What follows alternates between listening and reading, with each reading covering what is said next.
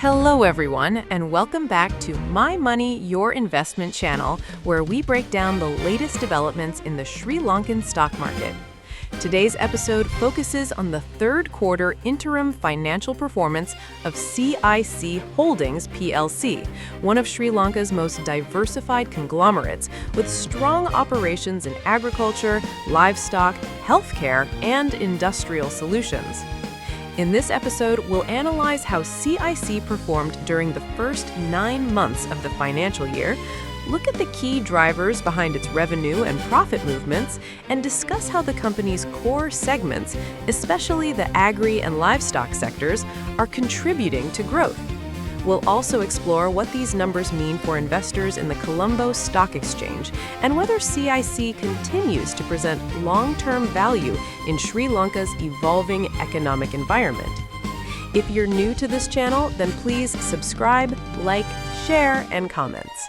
So stay tuned as we dive deep into the Q3 interim review of CIC Holdings plc and uncover the opportunities and risks ahead for shareholders. You are watching My Money, Your Investment channel.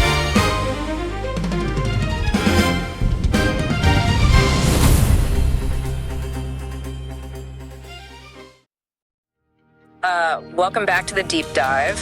If you're joining us today, you're likely someone who, doesn't just want the headlines. Right, you want to understand the actual mechanics, the things driving the markets. Exactly. We skip the fluff and get right into the engine room of how modern industry operates.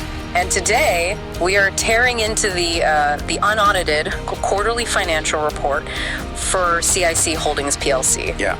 We're looking at the 9 months ending December 31st, 2025. So this was published just recently in early February 2026. And our mission here is really to deconstruct how a legacy Sri Lankan conglomerate can gaze. I mean, this company was established way back in 1964. Wow. We're looking at how they're maneuvering to survive and, frankly, dominate a fairly complex economic landscape. We're treating this financial report not just as a ledger for one company, But as a proxy for the broader economy. Precisely. The numbers they report internally offer some very stark indicators about what is actually happening outside their boardroom doors. Yeah, for sure. But before we get into the heavy quantitative analysis, the visual framing of this report is, well, it's worth noting. It sets up the exact thesis we're exploring today. Oh, the cover art. Yeah, the cover artwork features this massive human hand, and resting in the palm is this hyper-detailed miniature ecosystem. You've got fresh produce, grain silos, industrial smokestacks. There's a scientist at a lab bench, an agricultural drone in mid-flight. And a cup of tea right in the foreground. Right. It projects this idea of total top-to-bottom control. It perfectly frames the underlying tension within CIC Holdings. If you look at their slogans, they use nurturing life and nurturing growth, empowering the nation. Yeah. It really highlights a company trying to bridge its deeply biological, unpredictable agricultural roots with this highly sanitized, predictable industrial scale. Which is incredibly hard to do. Right, they're trying to engineer agriculture and consumer goods on a national level.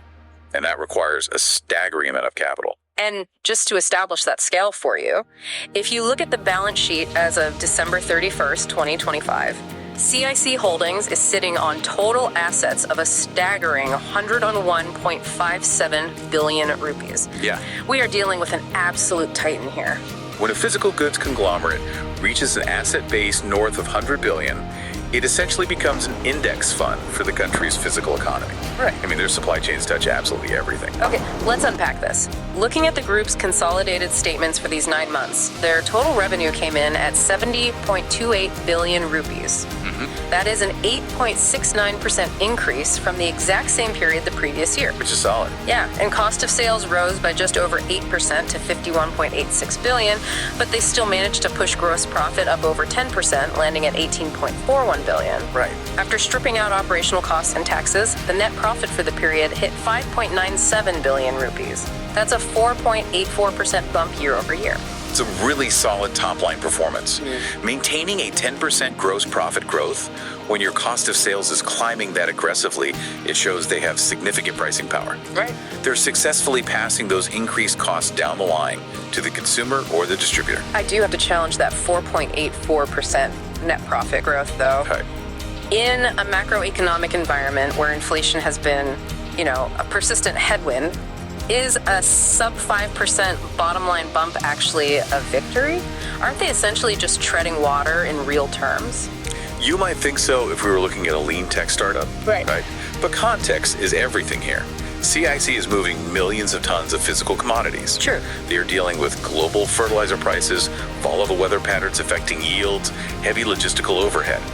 To maintain a 5% net profit growth on a 70 billion rupee revenue base while absorbing systemic supply chain shock. That's actually tough to do. It's a strong indicator of operational resilience. They aren't shrinking, which for a legacy conglomerate moving raw earth and chemicals is a massive win. Fair point. The sheer volume does provide a buffer, but the engine isn't running perfectly smoothly. And this brings us to a massive red flag I found in the expense columns. The impairment loss. Yes. Their impairment loss on trade receivables jumped 210%. It went from roughly 63 million rupees last year to over 195 million rupees this year. Yeah, if we connect this to the bigger picture, this is where the balance sheet bleeds into real-world economics. Exactly. A 210% spike in impairment losses isn't just an accounting error, it is a macroeconomic distress signal. Right. It means a significant chunk of their client base simply cannot pay their invoices, and CIC is officially writing that debt down. And think about who those clients are.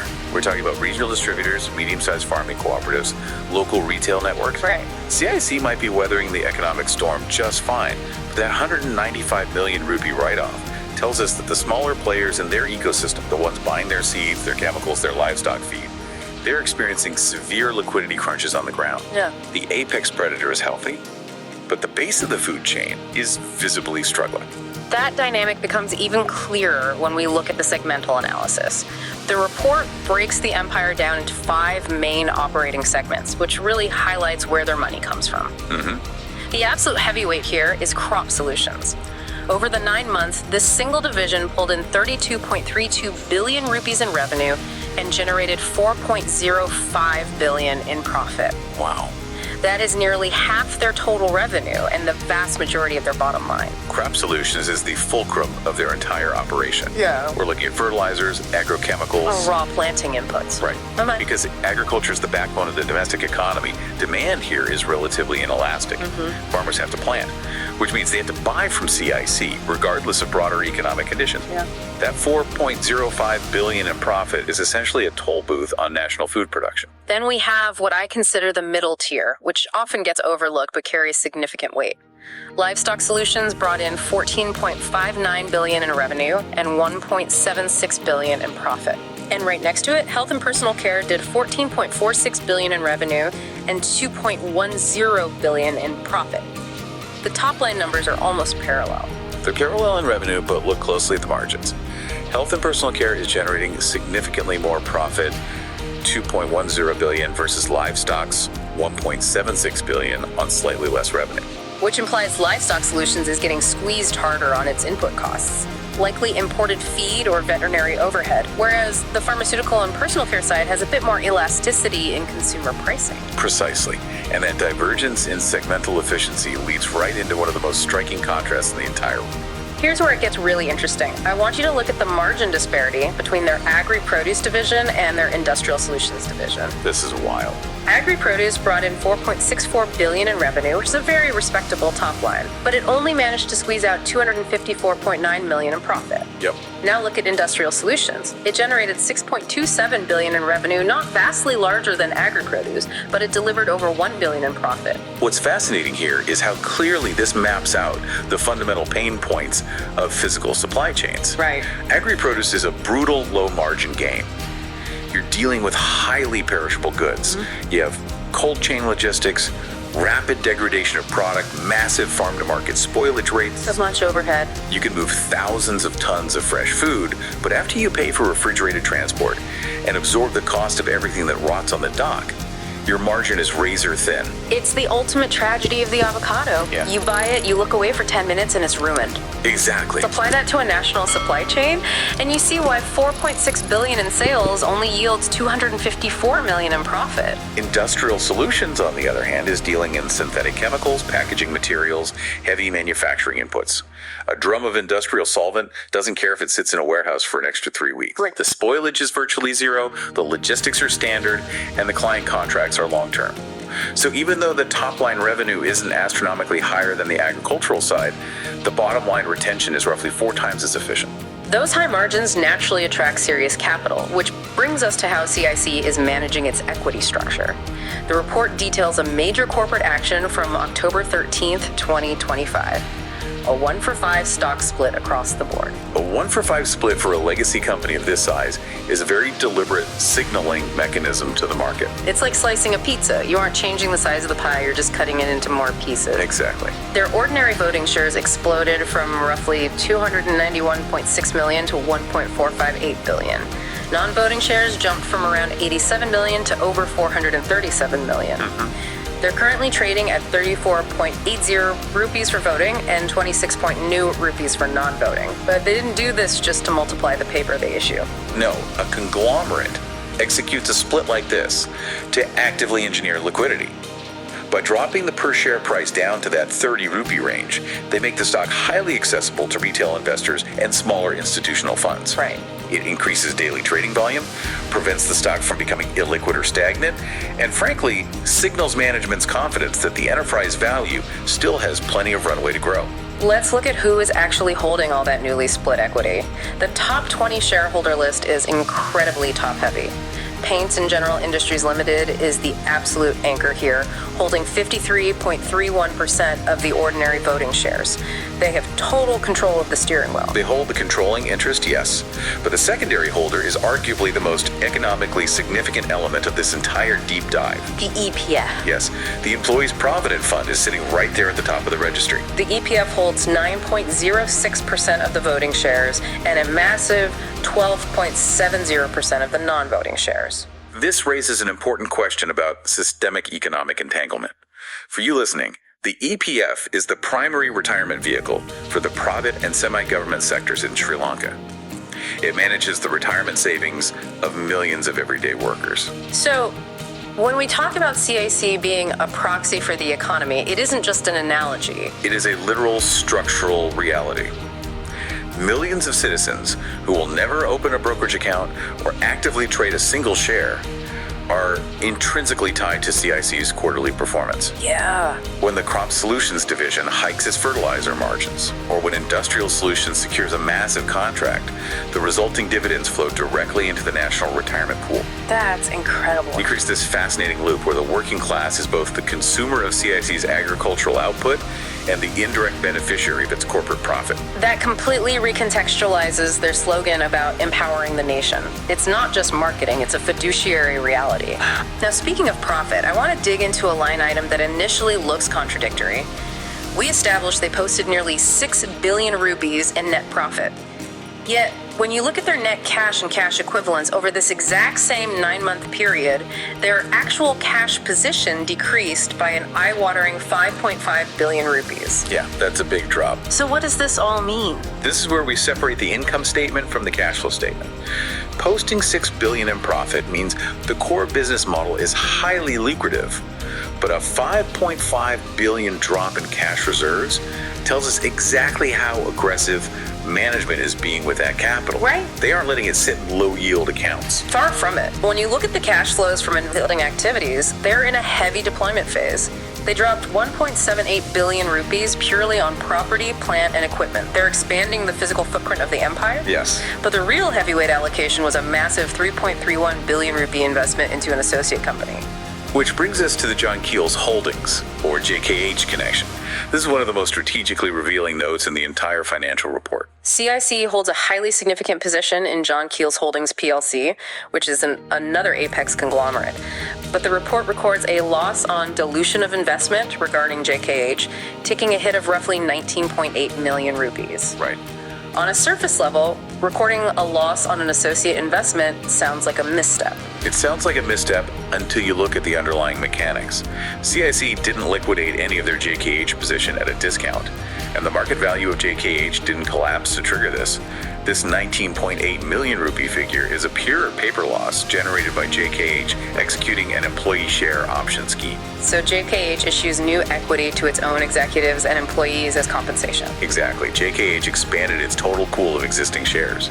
Because CIC held a fixed number of shares, their relative percentage of ownership in JKH mathematically contracted the moment those new employee shares were created. Their slice of the pie didn't shrink in absolute terms, but the pie itself got bigger, diluting their voting power and equity percentage. Standard accounting principles require CIC to recognize that loss of relative influence is a financial hit, a loss on dilution, even though zero cash actually left CIC's accounts. It's a masterclass in reading between the lines of corporate finance. A line item labeled loss actually just reveals that their partner conglomerate is aggressively incentivizing its workforce while CIC maintains its strategic hold. And maintaining that hold while simultaneously deploying billions into their own physical infrastructure requires an incredibly disciplined treasury team. They're playing a very long, very aggressive game of capital allocation. Before we wrap up the financial architecture, we need to touch on the corporate housekeeping. These quarterly filings are notoriously rigid and dry, but they're ultimately generated by living organizations. There is a very somber update tucked into the corporate directory notes. Director P.R. Salden passed away very recently on January 16th, 2026. It grounds the entire document. We spent so much time analyzing these 100 billion rupee asset sheets that it's easy to forget there are actual human beings in the boardroom navigating these macroeconomic headwinds. Yeah. A sudden loss of a directorship right at the start of the calendar year means the board isn't just managing supply chain volatility. They are navigating a sudden gap in institutional knowledge and strategic continuity. Despite that internal shift, they are keeping a very steady hand on shareholder returns. The report outlines a final dividend payout of 2.5 rupees per share. Furthermore, their earnings per share, or EPS, ticked up slightly to 2.63 rupees from the previous year. That EPS growth, combined with the 2.50 rupee dividend, is the ultimate flex for a legacy conglomerate. Totally. They're telling the market, we can absorb massive impairment losses from our struggling distributors. We can drop over $5 billion in cash to expand our factories and buy into partner monopolies like JKH, and we can still afford to hand hard cash back to our investors at the end of the quarter. It's a flex of pure operational stamina. So, synthesizing all of this, we're looking at CIC Holdings, a 101 billion rupee Goliath that relies heavily on crop solutions to drive its profits. They're restructuring their equity through a 1-for-5 split to keep their stock highly liquid and active. Yep. And rather than hoarding their $6 billion in profit, they're draining their cash reserves to aggressively buy up property and secure strategic investments like JKH. They might be a legacy company, but they're maneuvering with the aggression of a corporate raider. They are deeply entrenched in the national machinery. And this leaves you with a final thought to consider as you digest these numbers. Okay. When a conglomerate scales to this magnitude, where its bad debt reflects the daily struggles of local farmers, and its equity dividends dictate the health of the National Retirement Fund, at what point does the distinction between the corporation and the state economy blur completely? Their mandate is nurturing growth, empowering the nation. But when you trace the capital flows from the fertilizer on the ground to the high-level equity dilution in the capital city, you have to ask, does empowering the nation ultimately require owning a controlling stake in everything it produces? That is a phenomenal question to end on, and it completely shifts how you view the raw logistics powering the world around us. Thank you for joining us for this deep dive into the architecture of modern capital. We hope you're walking away with a sharper lens on how these macro engines operate. Keep questioning the numbers, and we'll see you on the next one.